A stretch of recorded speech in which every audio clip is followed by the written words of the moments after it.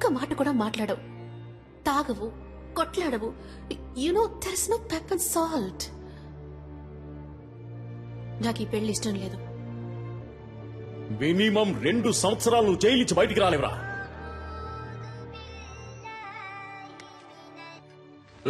సలీం ఏంటరే, నువ్వేదో పెద్ద గాంధీ అనుకుంటున్నావా? బుర్రలేనోడా, నాతో పెట్టుకుంటే ఏం జరుగుతుందో తెలుసా? పెంచిదాయాలా.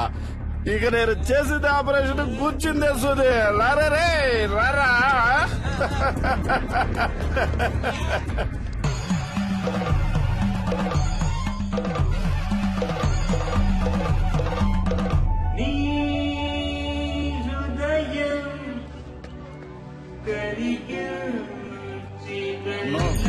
అడుగులే, నేను గిఫ్ట్ కార్ లో వస్తున్నాను. BMW.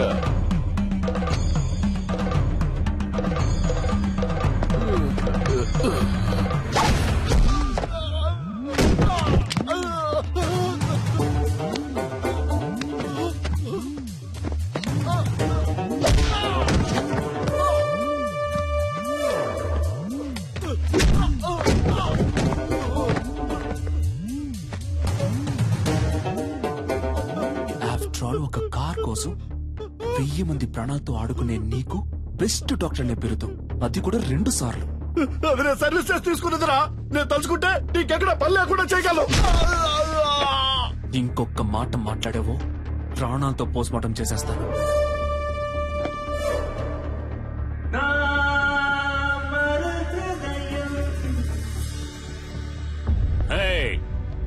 Stop the music. Salim, మళ్ళీ రావనుకున్నాను. ఎంత మందు కొట్టినా తట్టుకునేటప్పుడు హే ఒక స్మాల్ ఇచ్చగా.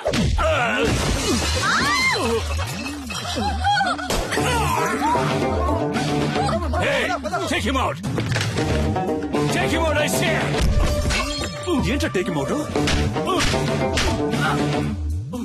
హాస్పిటల్ నడుపుతున్నావు నువ్వు. నిలువు దోపిడిరా. రోగాలతో వచ్చేవాడ రక్తం తాగి చిందులేసి నువ్వు నన్ను అంటున్నావా ట్రబుల్ మేకర్ అని? పుట్టుక దగ్గర నుంచి పోస్ట్ మార్టం వరకు డబ్బు డబ్బు డబ్బు డబ్బు.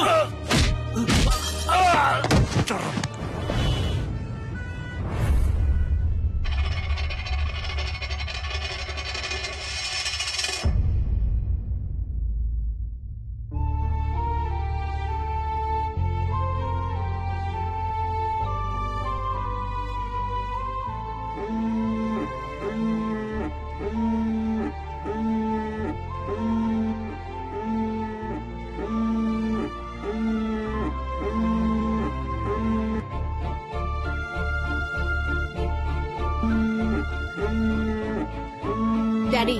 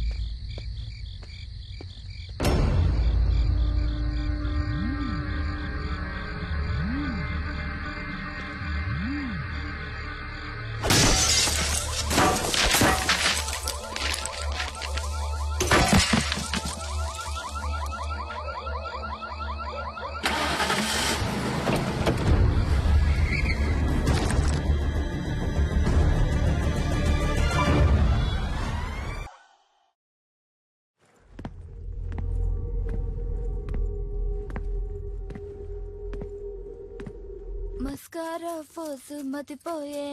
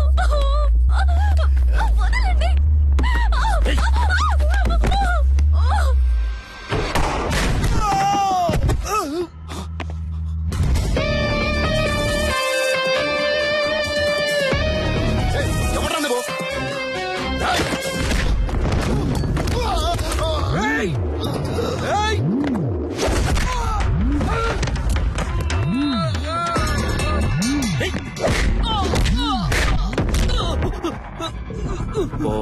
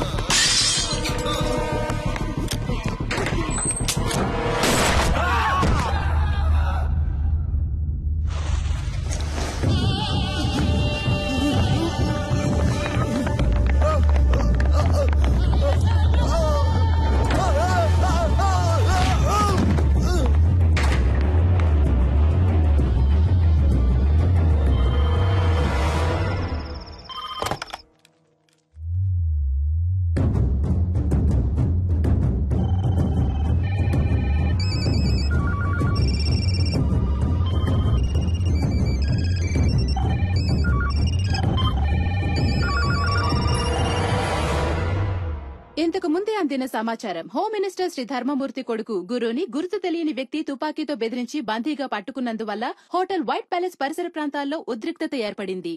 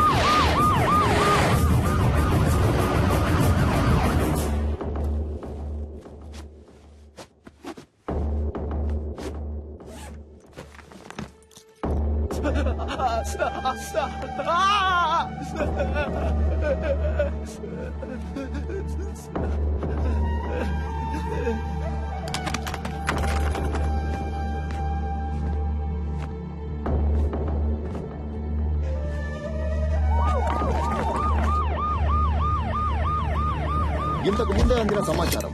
గుర్తు తెలియని ఓ అదృశ్య వ్యక్తి హోమ్ మినిస్టర్ ధర్మమూర్తి కొడుకుని తుపాకీతో బెదిరించి బందీగా పట్టుకున్నాడు. వైట్ ప్యాలెస్ హోటల్ 15వ అంతస్తులో హోమ్ మినిస్టర్ కొడుకుని బందీగా ఉంచినట్టు తెలిసింది. అతన్ని రక్షించడానికి పోలీస్ డిపార్ట్మెంట్ అన్ని చర్యలు తీసుకుంది. ఇప్పటిదాకా హోమ్ మినిస్టర్ కొడుకు కిడ్నాప్ కి కారణం తెలియరాలేదు.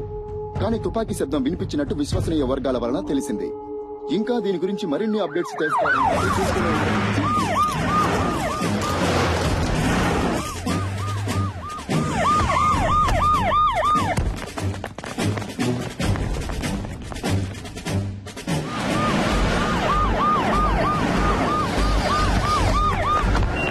అక్కడున్న వెహికల్స్ అని తీసేయమనండి. హోటల్ 15వ అంతస్తులో హోమ్ మినిస్టర్ కొడుకు బందీగా ఉంచబడ్డాడు. బందీగా ఉంచబడ్డ వ్యక్తి హోమ్ మినిస్టర్ కొడుకు అయినందువల్ల ఇక్కడ పోలీస్ బలగాలు చాలా ఎక్కువగా ఉండడం మీరే చూడొచ్చు.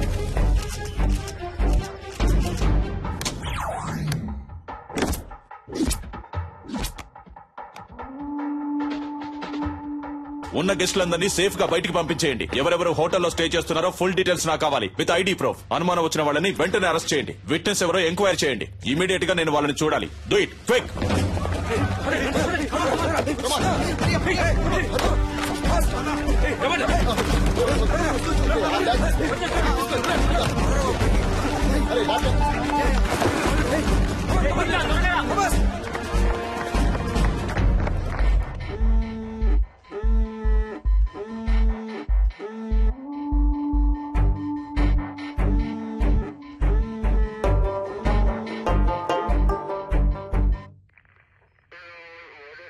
ఇంతకు ముందు మీరు అతన్ని చూసారా? లేదు సార్. ఈ హోటల్లో సీసీ కెమెరాలు ఉన్నాయి కదా? ఉన్నాయి సార్. వాటిలో అతని ముఖాన్ని చూస్తే మీరు అతన్ని కరెక్ట్ గా గుర్తుపట్టగలరా? తప్పకుండా గుర్తుపడతాను సార్. కొంచెం జూమ్ చేయండి. కెమెరా 4కి వెళ్ళండి. అదిగో ఆ పర్సన్ జూమ్ చేయండి. కెమెరా 2కి వెళ్ళండి. ఇతనే సార్. ఇతనే సార్. కొంచెం జూమ్ వెళ్ళండి. ఇంకొంచెం. వేరే ఏ కెమెరాలోనైనా క్లియర్ గా రిజిస్టర్ అయిందేమో చూడండి.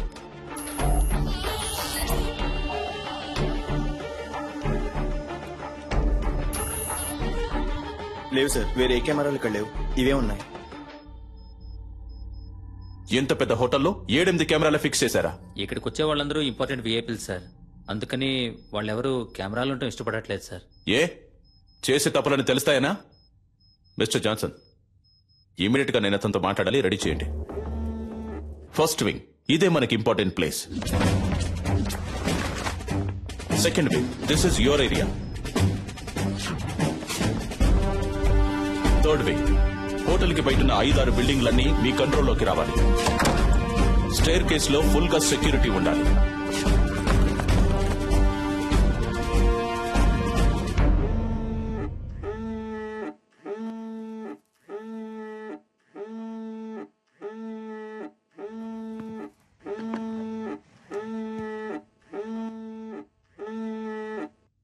హలో హలో హలో గురు, హలో గురు, మాట్లాడు. Hello hello dad.